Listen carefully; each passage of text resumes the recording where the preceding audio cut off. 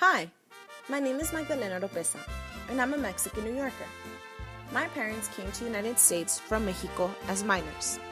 My mom arrived in Los Angeles, California when she was 12 years old. She worked in different factories throughout LA in the late 1980s to make enough money to send back to her parents and siblings, in an effort to uplift them from poverty. When my mom was 15 years old, she decided to move to New York City. 2 years later, my dad arrived at JFK International Airport at 18 years old. He came to the United States after enlisting in the Mexican military, only to realize que fue una tontería de juventud. Their lives crossed one night in El Baile, and as they say, the rest is history.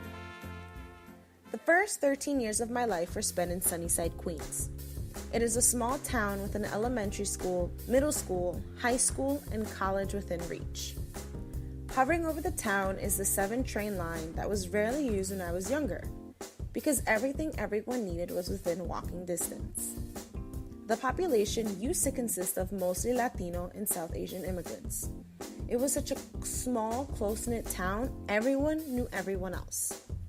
The kids would spend their afternoons at the library, the park in front of the library, or the family-owned $5 movie theater a block away. The adults would go to a Noa Noa on 46th Street para bailar hasta el amanecer. My summers would be spent in the park, almost every day running through the rainbow-shaped sprinkler system, with my cousins who lived in Jackson Heights, about 2 towns over. If I was not in the park, I was at home playing loteria with whoever was in the house, or running to the pharmacy next door to get my mom and I scratch-offs to play. I would get so excited every time I won, even if it was just $2. Growing up in Sunnyside was great, but when my parents announced that they were moving to Woodside, I was so excited. I was finally able to exit my 13-block comfort zone. I later found out that we moved from Sunnyside at the start of this gentrification process, and rent was becoming too high for my parents to pay. When my family and I moved to Woodside, I saw a complete change. Woodside is populated by first and second generation Latinos, South Asians, and Southeast Asians. It is fast-paced in what I like to call a commuter neighborhood. Since I moved in, and to this day, every morning I get up and I arrive at the 61st Street Woodside train station, and the station is always packed. I always see college students, high school students, men and women in suits, parents with their small children, nurses, and just a wide array of people.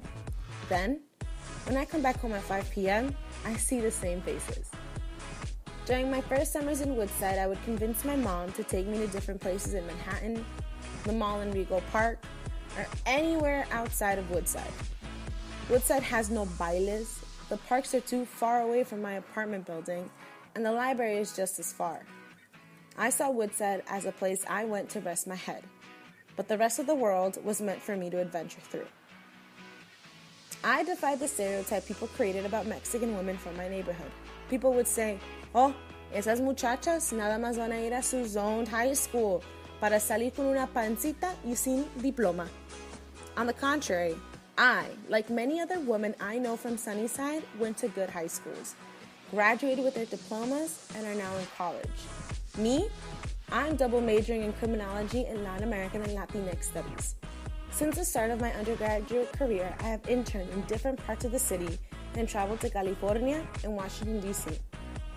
After my undergraduate career, I will pursue a JD and a PhD and hand my parents those diplomas as evidence for our hard work. I have expanded my horizons past Sunnyside and Woodside, but I will never forget where I came from.